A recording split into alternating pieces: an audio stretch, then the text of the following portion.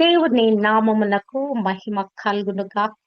Heavenly light ministries global prayer tower ఆధ్వర్యంలో జరుగుతున్న ఉదయకాలపు స్తుతి ఆరాధన కుడికు మిమ్ములను ప్రేమపూర్వకంగా ఆహ్వానిస్తున్నాను.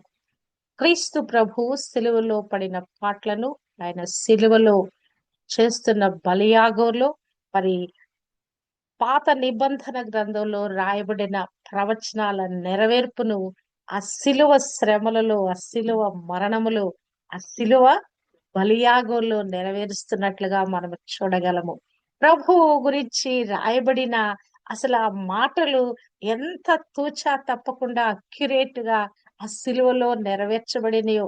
నిజంగానే ఆ ప్రవక్తలకి పరిశుద్ధాత్మ దేవుడు ఆత్మపూర్ణులుగా చేసి వాళ్ళు మరి పరిశుద్ధాత్మ దేవుడు చెప్తుంటుండగా వాళ్ళందరూ కూడా ఆ యొక్క పాత నిబంధనలో ఉన్న విషయాలన్నీ వారు రాసుకుంటూ వెళ్ళిపోయారు. వాటి యొక్క నెరవేర్పు మరి అక్షరాల ఈ నూతన నిబంధనలో నెరవేర్చబడుతున్నట్లుగా మనము చూడగలము. నేను ప్రవక్తల వచనములనైనను ధర్మశాస్త్రమునైనను కొట్టివేయుటకు నేను రాలేదు గాని నెరవేర్చుటకే నేను వచ్చి ఉన్నాను అని రాయబడిన మాటలు నిజంగా ప్రభు జీవితంలో నెరవేర్చబడినవి. అంతేకాదు మన జీవితంలో కూడా మరి తల్లి గర్భంలో రూపించబడక ముందే ప్రభు మనల్ని ఏర్పరచుకున్నాడు. జగత్ పునాది వేయబడక ముందే మరి క్రీస్తులో మనల్ని ఏర్పరచుకున్నాడు గనక మన జీవితంలో కూడా ఏమేమి దేవుడు అనుకున్నాడో, ఏమేమి మన కొరకు మరి ఇలాగున వీరి జీవితం ఉండాలని ఆశపడ్డాడు, అట్టి విధంగా మన జీవితాలు కూడా ఆయన ఆత్మ కనుసన్నలలో, ఆయన ఆత్మ ప్రభావపు తాకిడిలో మన జీవితాలను కూడా నడిపిస్తా ఉన్నాడు. హల్లెలూయా. యేసు ఆ చిరక పుచ్చుకొని సమాప్తమైనదని చెప్పి తల వంచి ఆత్మను అప్పగించెను. మరి మొన్నటి దినం మనం ధ్యానించినప్పుడు ప్రభు మరి నాకు దాహమైంది, నేను దప్పిగొనుచున్నాను అన్నప్పుడు వాళ్ళ చిరకను స్పంజీలో ముంచి మరి తీసుకొచ్చి ఇచ్చారు గాని ఆయన దాన్ని రుచి చూచి చేదుగా ఉందని తాగనొల్లకపోయాడంట. కానీ అది ఎంత పవర్ఫుల్ అంటే అది విషానికి సమమైనది అది. ఎందుకంటే ఆ చిరకను ఎందుకు ఆ సమయంలో ఇస్తారు, ఎందుకు అక్కడ సిద్ధపరిచి పెట్టారంటే ఈ యొక్క అది చాలా ఒక సెడేటివ్ గా, అంటే మత్తు పదార్థంగా అది తాగినప్పుడు ఆ యొక్క నొప్పులు కదా, ప్రభు సిలువలో వేలాడుతున్నాడు, చాలా కొట్టబడి మరి ఆ యొక్క రక్తం అంతా కారిపోయి ఎంతో శక్తిహీనుడుగా అయిపోతా ఉన్నాడు. అట్టి విధంగా ఆ సిలువలో శ్రమ పడుతున్న వారిని మరి వారికి కొంచెం మరలా బలం ఇవ్వటానికి, శక్తి ఇవ్వటానికి, లేకుంటే ఒక మత్తునిచ్చి ఆ నొప్పుల బాధ నుంచి మరి తొలగిపోయినట్లుగా, ఆ నొప్పులు కొంచెం ఉపశమనం అన్నట్లుగా ఆ యొక్క చేదు చిరకను ఇస్తారట. ప్రభు ఇప్పుడు ఆ చేదు చిరకను పుచ్చుకొని సమాప్తమైనదని చెప్పి తల వంచి ఆత్మను అప్పగించెను. హల్లెలూయా.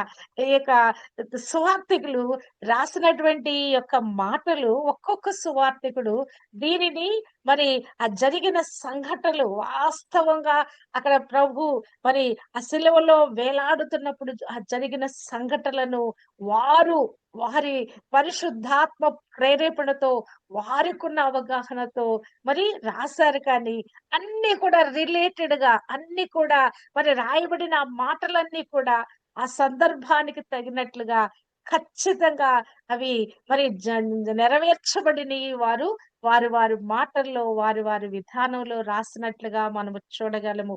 ఇక్కడ ప్రభువు చిరక పుచ్చుకున్నాడట, సమాప్తమైనదని చెప్తున్నాడంట. అంటే సంపూర్ణమైపోయింది. ఆయన ఈ భూమి మీద ఒక పని చేయటానికి వచ్చాడు, ఆ పని ముగించి వేస్తున్నాడు. ఆల్రెడీ 17వ అధ్యాయంలో ప్రార్థన చేస్తూనే తండ్రికి రిపోర్ట్ ఇచ్చేశాడు. తండ్రి, మరి నీవు నన్ను పంపిన పని ఈ భూమి మీద, నువ్వు నాకు ఇచ్చిన కమిషన్ అంతా నేను నెరవేర్చానయ్యా, సంపూర్ణంగా నెరవేర్చాను, కొంచెంగా కాదు. నాకు ఏ పని అప్పచెప్పావో దాన్ని కంప్లీట్ గా కొంచెం కూడా మిగిల్చకుండా నీవు నాకు ఇచ్చిన పనిని సంపూర్ణంగా నెరవేర్చానని అక్కడ ప్రైజ్ రిపోర్ట్ చెప్పాడు. అది అంతవరకు ఇవ్వబడిన ఆ పనుల యొక్క మరి కమిషన్ చేయబడిన పనులు అందరికీ స్వస్థతలివ్వాలి, విడుదలనివ్వాలి. మరి ఆ తర్వాత సువార్త ప్రకటించాలి. ఇంకా అవన్నిటిని గురించి రిపోర్ట్ చెప్పాడు. ఇక్కడ సంపూర్ణమైనదేంటంటే, ఈ దేని నిమిత్తముగా రక్షకుడుగా, విమోచకుడుగా ఈ భూమి మీద పుట్టి, మానవాళి పాపము యావత్తు కూడా బలియాగము చేయటానికి పా పాప ప్రాయశ్చిత్త పరిహారార్థ బలిగా ఆయన అర్పించటానికి, ఆ రాయబడిన పదాలు నెరవేర్చబడటానికి, ఆ నెరవేరుస్తున్నాను, సంపూర్ణముగా నెరవేరుస్తున్నాను అని ప్రభు ఇక్కడ మరి ప్రభు పక్షాన్ని ఈ మాట మరి ప్రభు పలికిన ఈ మాట ఇక్కడ రాయబడినట్లుగా ప్రభు పలికిన మాట ఇక్కడ మరి ఇక యోహాను భక్తుడు మరి ఇక్కడ రాస్తున్నట్లుగా మనము చూడగలము. సమాప్తమైనదని చెప్పి ఆ చిరక పుచ్చుకున్న తర్వాత సమాప్తమైనదంట అంటే విమోచన కార్యము యొక్క ముగింపును, ప్రవచనము యొక్క నెరవేర్పును మరియు మానవాళి పాపాలకు పూర్తి ప్రాయశ్చిత్తం జరగటాన్ని ఈ మాట సూచిస్తున్నట్లుగా మనము చూడగలము. మరి ఈ ప్రభు చేసిన ఈ ప్రకటన శ్రమ నుండి ఆయన పొందుతున్న అఘోరమైన శ్రమ నుండి విజయం పొందుకోవటాన్ని మరి సూచిస్తున్నట్లుగా మనము చూడగలము. అంటే రక్షణ కృప ద్వారా అనుగ్రహించబడుతుంది అనే దానిని మానవులమైన మనమందరం కూడా ఆ సిలువ వైపు చూస్తూ ప్రభు నా నిమిత్తముగా సిలువలో బలియాగమయ్యాడు, నాకు బదులుగా సిలువలో బలియాగమయ్యాడు అనే దాన్ని మనము ఆ సిలువలోకి మమైకమై ఎప్పుడైతే ఆ ప్రభువులో మనలో ప్రభు ఏకం చేసుకుంటామో మన పాపాలన్నీ కూడా సిలువలోకి వెళ్ళి ఆయన చేసిన సంపూర్ణ కార్యములో నుంచి మనము రక్షణ పొందుకుంటున్నాం. పూర్తయింది. It is finished. ఏంటి ఆ ఫినిష్? రుణం తీర్చబడింది. ఈ పాప రుణం తీర్చబడింది. మానవుడు మరి ఏదైతే ఆ ఆజ్ఞాతిక్రమం వలన పాపము లోకములోకి ప్రవేశించిందో ఆ పాపానికి సంబంధించిన మూల్యము, పాపము వలన వచ్చు జీతము మరణము, ఆ మరణము అనేది ఒక రుణంగా మానవులందరి మీదకి సంప్రాప్తించింది. ఆ రుణము తీర్చబడింది. ఆ కార్యము నెరవేర్చబడింది. యేసుక్రీస్తు ప్రభు యొక్క జీవితం, ఆయన చేసిన పరిచర్య, మనకు బదులుగా ఆయన చేసిన బలి యొక్క సంపూర్ణతను ఇక్కడ ప్రభు మరి ముగించాను అండ్ ఇట్ ఈస్ ఫినిష్డ్. ఏమేమి నేను చేయవలసిందో అదంతా నేను చేశానని ప్రభు చెప్పినట్లుగా మనము చూడగలము. ఇదొక విజయ నినాదం ఉన్నట్లుగా చూడగలమండి. ఇది ఓడిపోయిన కేక కాదు. 4వ మాటలో మరి నా దేవా నా దేవా నన్నెందుకు చెయ్యి విడిచావని కేక వేశాడు. కానీ ఇక్కడ ప్రభు ఇట్ ఈస్ ఫినిష్డ్ అని చెప్పిన మాటలో ఇది ఓటమి కేక కాదండి, ఇది విజయ కేక. పాపము మరియు మరణముపై సాధించిన జయ మరి కేతనంగా జయ కేకగా ఇక్కడ ప్రభు ఈ మాట మరి పలుకుతున్నట్లుగా చూడగలము. విజయము, పునరుద్ధానపు విజయాన్ని ప్రభు మరణిస్తూనే డిక్లేర్ చేస్తా ఉన్నాడు. I have finished it. అంటే ధర్మశాస్త్రాన్ని నేను ముగిస్తున్నాను, నెరవేర్చి ధర్మశాస్త్రాన్ని నేను ముగిస్తున్నాను. మరి ఇక విశ్వాసులు అనే వాళ్ళకి ప్రయాసపడాల్సిన అవసరం లేదు, వారికి కష్టపడాల్సిన అవసరం లేదు. హెబ్రీ పత్రికలో మరి చక్కని మాట రాయబడి ఉంటుంది. ప్రభు యొక్క విశ్వాసం గురించి రాసినప్పుడు మీరు రక్తముతో పోరాడుతున్నంతగా మీరు చేయలేదు. ఆయన ఆల్రెడీ రక్తం కార్చేసి ఆ రక్తపు బలియాగము ద్వారా మరి మీకు విమోచన దయచేశాడు. మీరు పాపం విషయంలో రక్తము కారునట్లుగా మీరు దానిని ఎదిరించలేదు.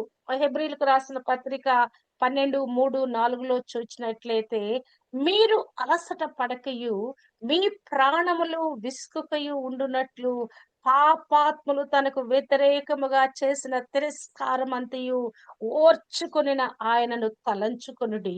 మీరు పాపముతో పోరాడుటలో రక్తము కారునంతగా ఇంకా దానిని ఎదిరింపలేదు.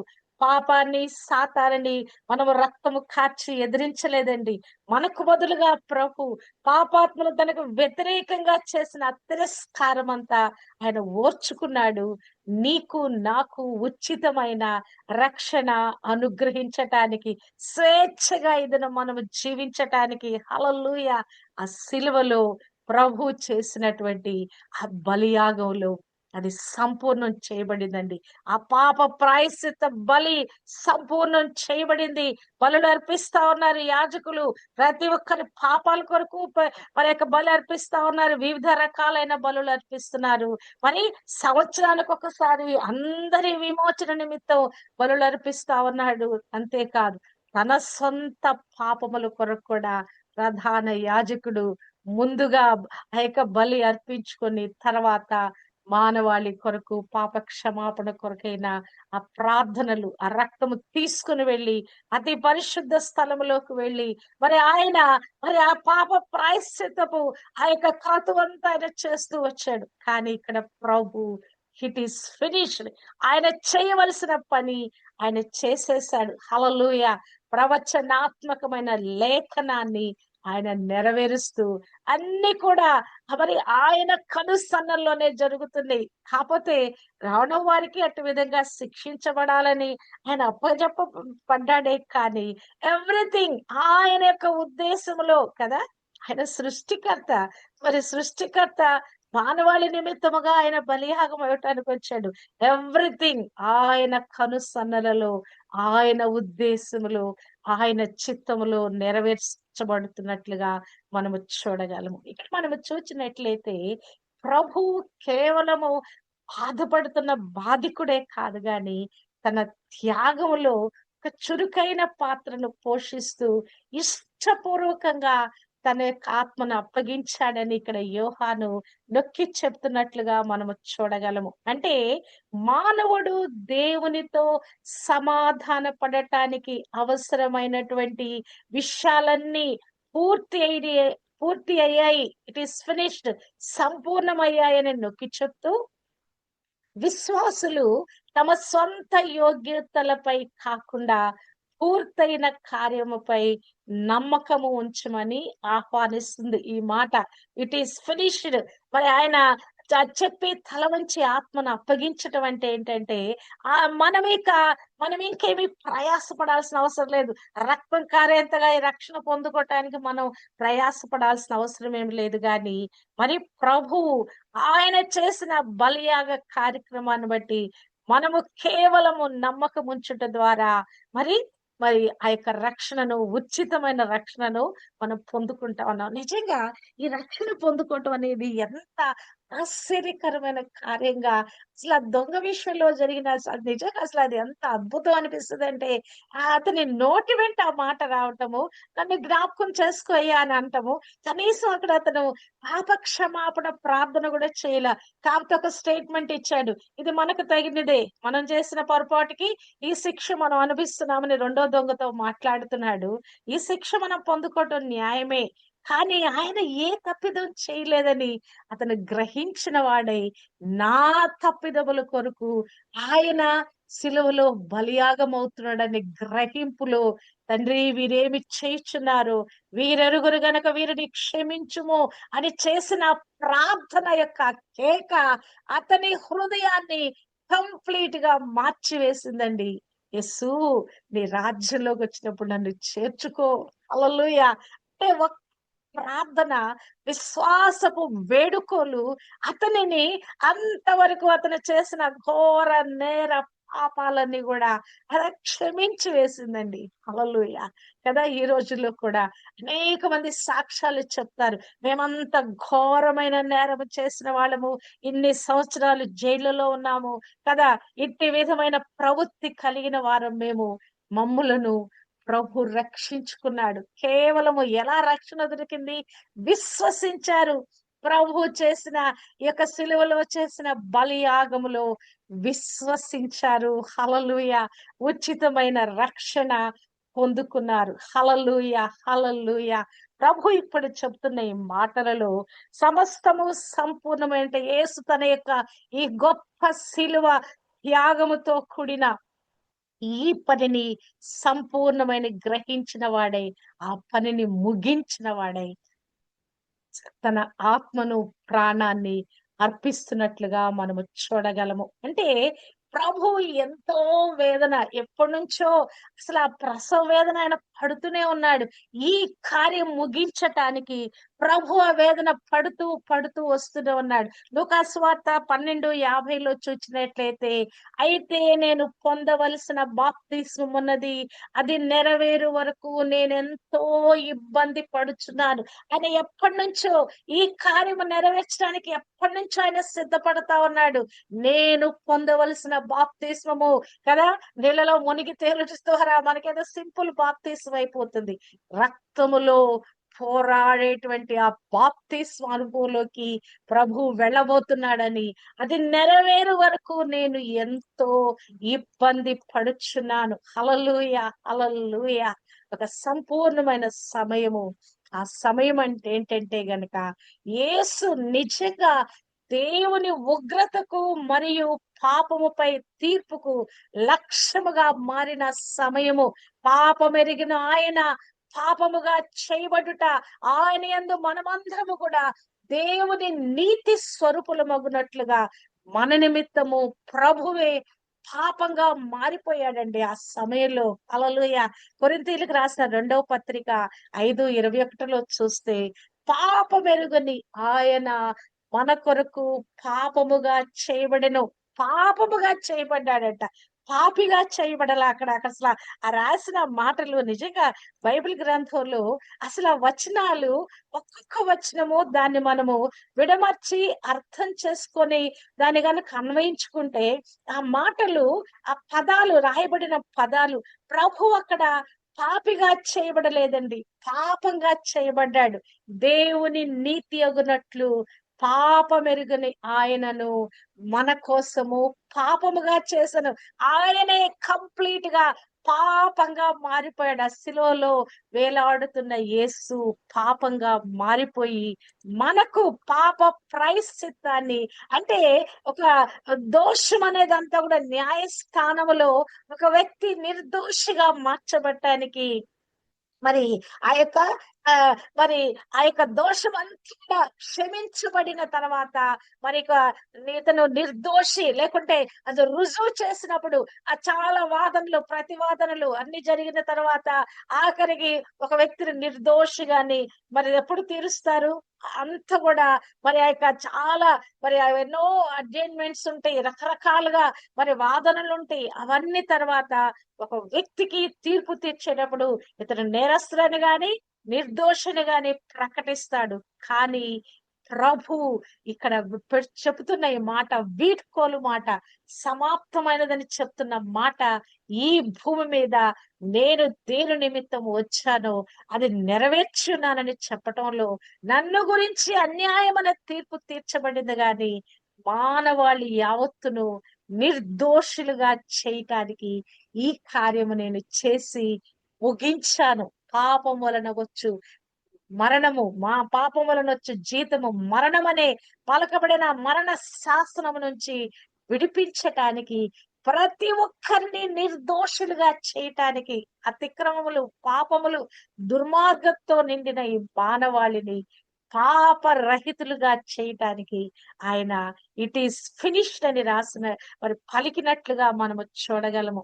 అంటే ఆయన సమాప్తమైనదని కేక వేయ ముందు మరి దేవుడు మన పాపానికి కావలసిన సమస్తమైన ఉగ్రతను కుమారుడినమైన దేవుడు కుమారుడైన క్రీస్తు మీద దేవుడు మోపగా, మరి కుమారుడైన క్రీస్తు దానిని తన యందు పరిపూర్ణముగా భరించి దేవుని ఉగ్రతను సంపూర్ణముగా నెరవేర్చను. ఇట్ ఈస్ ఫినిష్డ్ అనే దాంట్లో ఏమి ముగించబడిందంటే, చేయవలసినదంతా కూడా మరి ముగించబడింది. ఆ యొక్క పాత నిబంధన గ్రంథంలో ఏదైతే ప్రభు బలుల గురించి, అర్పణల గురించి చెప్పాడో అవన్నీ కూడా ప్రభులో నెరవేర్చబడిని. ఈ నెరవేర్చబడిన కార్యంలో ప్రాముఖ్యంగా దేవుని ఉగ్రత, ఆ ఉగ్రత తొలగిపోనట్లుగా మరి క్రీస్తు ప్రభు దాన్ని సంపూర్ణంగా మరి నెరవేర్చినట్లుగా మనము చూడగలము. మరి రాయబడిన వాగ్దానాలు, ప్రవచనాలు నెరవేర్చబడినాయి. యాజకత్వ బలులు, ఆచారాలు ఇక ముగిసిపోయినాయి. ఇకెన్నటన్నిటి కూడా మరొక జంతువును వధించే పని లేకుండా అవి ముగిసిపోయినాయి. ఆయన పరిపూర్ణ విధేయత అక్కడ ఒక రుజువు చేయబడుతుంది. దేవుని న్యాయము నెరవేర్చబడుచున్నట్లుగా దేవుని ఆ నీతి, దేవుని కోపము, మా పాపము చేసినందుకు దేవునికి కలిగిన కోపము, ఉగ్రత మరి ముగిసిపోయింది. మరి ప్రాముఖ్యంగా చూసినట్లయితే సాతాను యొక్క బలము, పాపం యొక్క బలము, మరణం యొక్క శక్తి నశించినట్లుగా మనము చూడగలము. హల్లెలూయా. ఏదేను ద్వారముల నుండి అబ్బా మా యొక్క ఇక్కడ నుంచి కూడా రక్తము, బలుల యొక్క రక్తము ప్రవహించ ఆరంభించిందండి. అంతే కదా. వాళ్ళు పాపం చేసినప్పుడు వాళ్ళు మరి ఆ యొక్క వివస్త్రులైనప్పుడు దేవాది దేవుడు ఏం చేశాడు? ఒక జంతువుని యొక్క చంపి దాని యొక్క చర్మాన్ని వారికి వస్త్రాలుగా కుట్టించాడు. అక్కడ బలి ప్రారంభించబడింది. ఏదైనాలోనే ఒక రక్తము చిందించుట అనేది ప్రారంభించబడింది. అది ఇప్పటికీ ఆ ప్రవచన నెరవేర్పుగా ఇక ఎవ్వరు కూడా ఇక రక్తము చిందించవలసిన అవసరం లేకుండా మరి అక్కడ ప్రభు రక్తము చిందించి ముగించాడు. నేను సంపూర్ణముగా ఈ కార్యము చేశాను. ఇంకా ఎవ్వరు కూడా రక్తము చిందించవలసిన పని లేదు ఈ భూమి మీద. అందరి మానవాళి యొక్క పాపము నిమిత్తమైన ఆ పాప ప్రాయశ్చిత్త బలి చేయటానికి నాఖరి రక్తం పొట్టు వరకు నేను కార్చి వేస్తున్నాను. హల్లెలూయా, హల్లెలూయా, హల్లెలూయా. ఆయన తల వంచి తన ఆత్మను అప్పగించెను. అంటే ఇది ఒక ప్రశాంతమైన చర్యగా అనుకోవచ్చు కదా. మనం నిద్రపోయేటప్పుడు స్ట్రైట్ గా సాధారణంగా మరి ఎక్కువసేపు పడుకోలేము. అటువైపు లెఫ్ట్ రైట్ తిరిగి మనం పడుకుంటాం. అవునా కదా. అంటే అట్లా కొంచెం తల బెండ్ చేస్తేనే మనకు నిద్ర వస్తుంది. లేకుంటే స్ట్రైట్ గా పడుకుంటే మరి మనకు నిద్ర అంతగా పట్టదు. తల వంచటం అంటే అదొక నెమ్మదిని, విశ్రాంతి అంటే మరి పొందుకున్నట్లుగా అనిపిస్తుంది. యేసు ఓటమిని అంగీకరిస్తూ తల దించలేదు గాని ఆయన నెమ్మదితో, ప్రశాంతతతో తల వంచినట్లుగా మనము చూడగలం. అంటే మనుష్య కుమారుడుగా ఈ భూమి మీద ఆయనకి తలవాల్చుకొనుటకు స్థలము లేదండి. అవునా కదా. నక్కలకు బొరియలుండెను, ఆకాశ పక్షులకు గూళ్ళుండెను, మనుష్య కుమారునికి తలవాల్చుకొనుటకైనను స్థలము లేదు. సృష్టికర్త ఈ భూమిని, ఆకాశాన్ని, సమస్తాన్ని సృష్టించిన సృష్టికర్తకు ఈ భూమి మీద తలవాల్చుకున్నటకు స్థలము లేదండి. మత్తయి 8:29-58 రాయబడినట్లుగా ప్రభు ఆకాశములో వేలాడుతూ తల వస్తున్నాడండి. ఆ తలను వంచి నెమ్మదిలోకి వెళుతున్నాడు, విశ్రాంతిలోకి వెళుతా ఉన్నాడు ఆయన. హల్లెలూయా, హల్లెలూయా. నిజంగానే ప్రభు సిలువలో చేసిన దాన్ని మన జీవితానికి మనం అప్లై చేసుకోగలిగితే అసలు మన జీవితాలు ఎంతగా ట్రాన్స్ఫార్మ్ అయిపోతాయో. హల్లెలూయా, హల్లెలూయా, హల్లెలూయా. మరి అట్టి విధంగా ప్రభు తల వంచి తన ఆత్మను అప్పచెప్పాడంట. యూదులకి ఒక ప్రాక్టీస్ ఉంటదట. వారు చిన్నప్పటి నుంచి కూడా తప్పనిసరిగా ఆ మాట చెప్పేవారు నిద్రలోకి వెళ్ళాలంట. ప్రభు ఎలాగున సిలువలో ఆయన ఆత్మను అప్పగించెను అని రాయబడి ఉందో తండ్రికి మరి అప్పగించాడు. అట్టి విధంగా ప్రతి ఒక్కరు కూడా రాత్రి కాలము పడుకోబోయే ముందు ఆ మాటలు చెప్పాలంట. నిద్రపోయే ముందు ఇగో తండ్రి నీకు నా ఆత్మను అప్పగించుచున్నానని చెప్పి నిద్రలోకి వెళ్ళాలంట. ఎందుకంటే ఉదయం లేచినాక మరొక రోజు చూస్తామనేది గ్యారంటీ లేదు మానవునికి. అవునా కాదా. మరి ఉదయం లేచినప్పటికి ఏమైపోద్దో ఎవరికి తెలీదు. కనుక రాత్రి కాలమే ఆ అకౌంట్ ముగించుకోవాలంట. పాపపు అకౌంట్ ముగించుకోవాలంట. తండ్రికి ఆత్మలను అప్పగించుకోవాలంట. నాకు ఆ విషయము నేను విన్న దగ్గర నుంచి నేను అదే ప్రాక్టీస్ చేస్తానండి. రాత్రిపూట కంపల్సరీ ఈ మాట చెప్పి, అయ్యా నా ప్రాణాత్మ శరీరాలను నీకు అప్పచెప్తున్నానయ్యా. నీ చిత్తంలో ఉంటే మరొక రోజు నాకు దయచేయి. అంతకు ముందు క్షమాపణ ప్రార్థన. అయ్యా ఈ దినమెల్లా నీకు ఏదైనా విరోధమైన పాపం నాలో ఉంటే దయతో నన్ను క్షమించయ్యా. నీ రక్తం నా మీద ప్రోక్షించు ప్రభు అని నా నిమిత్తం, నా కుటుంబం నిమిత్తం ఒక మాట ప్రార్థన చేసుకుని నేను నిద్రలోకి వెళ్తాను. ఇది తప్పనిసరిగా మనమందరము చేయవలసిన ప్రార్థన అన్నది. ప్రభువు తండ్రికి ఎలాగున తన ఆత్మను అప్పచెప్పుకున్నాడో ప్రతి దినము కూడా నిద్రలోకి వెళ్ళే ప్రతి సమయంలో కూడా, ఎందుకంటే ప్రభువు మరి చనిపోయిన తర్వాత, చనిపోవటం అంటే ఏంటంటే ఆయన గాఢ నిద్రలోకి వెళుతున్నాడు. ఆయనేమి మరి అక్కడ మరణించటం వల్ల, ఆయన ప్రాణం పోవటం వల్ల అంతటితో ఆయన జీవితం ముగించబడలేదు. తిరిగి ఆయన పునరుత్థానుడుగా లేచే మరి సమయం ఉంది గనక ఆయన తల వంచాడు. తల వంచి తండ్రికి ఆత్మను అప్పచెప్పాడు. తిరిగి ఆ పరిశుద్ధాత్మ తాకిడి ద్వారా కదా, క్విక్నింగ్ స్పిరిట్ ద్వారా తిరిగి లేచినట్లుగా మనకు తెలుసు. హల్లెలూయా. అట్టి విధంగా ప్రభువు తన ఆత్మను అప్పచెప్తున్నాడు. కంప్లీట్ గా సమాప్తమైనదని ప్రకటన చేస్తున్నాడు. ప్రతి ఒక్కటి, ఆయన చేయవలసిన ప్రతి ఒక్కటి సంపూర్ణముగా నెరవేర్చాడు. అయ్యో, ఈ పని చేయలేదే, ఇలా జరగలేదే, ఇది నేను ముగించలేకపోయినా. చాలా సార్లు నేను ఎప్పుడైనా ఆలోచించుకుంటే, అయ్యో కొన్ని పనులు ఇలా చేయలేకపోయాను కదా, ఇలా దీన్ని కంప్లీట్ చేయలేకపోయాను కదా, అరే ఇది ఇంకా నేను ఈ టాస్క్ నేను ఇంకా ముగించలేదని ఎప్పుడన్నా నా జీవితం గురించి నేను ఆలోచించినప్పుడు, దేవుడు నాకు ఇచ్చిన ప్రణాళికలో, నాకు కొన్ని ఇచ్చిన బాధ్యతల్లో నేను ఎప్పుడన్నా అవలోకించుకుంటా, అయ్యో ఈ పని నేను ఇంకా కంప్లీట్ చేయలేదు కదా, ఇంకా ఈ పని చేయవలసిన బాధ్యత నా మీద ఉంది కదా అని అప్పుడప్పుడు నా హృదయం నన్ను ప్రశ్నిస్తున్నట్లుగా అనిపిస్తుంది. ఇంకా కొన్ని పనుల్లో నువ్వు వెనకబడి ఉన్నావు, నువ్వు చేయవలసిన పని ఇంకా నువ్వు కంప్లీట్ చేయలేదని కొన్నిసార్లు నా ఆత్మ నాలో నుంచి గద్దిస్తున్నట్లుగా అనిపిస్తుంది.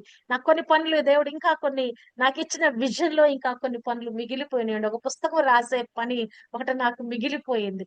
అది నేను రాయవలసినది. దాని విషయంలో నాకు ప్రేరేపణ వస్తా ఉంటది. కానీ నాకు సమయం దొరకటం లేదు. మరి మరి దేవుడి చిత్తమైతే అది కూడా రాయటానికి దేవుడు కృప దయచేయును కాక. భూమి మీద నీవు నాకు ఇచ్చిన పనిని నేను సంపూర్ణముగా నెరవేర్చితిని. ప్రభు ఏ పని నిమిత్తం వచ్చాడండి? మానవాళి యావత్తుగా మరి ఆయన ఉన్నటువంటి ఆ పాప విమోచన కొరకు మరి రక్షకుడిగా, విమోచకుడిగా వచ్చాడు. ఆయన చేయవలసిన కార్యమంతా కూడా ఆయన చేసి ముగించి తన ఆత్మను అప్పగిస్తున్నట్లుగా మనము చూడగలము. ఇక్కడ మనం మిగతా సువార్తల్లో రాయబడినటువంటి మాటలు మనము చూస్తే గనక ఆయన తన ప్రాణాన్ని అప్పగిస్తున్నట్లుగా మనము చూడగలము. యేసు గొప్ప కేక వేసి ప్రాణము విడిచెను అని మరి మార్కు సువార్త 15:37లో రాయబడింది.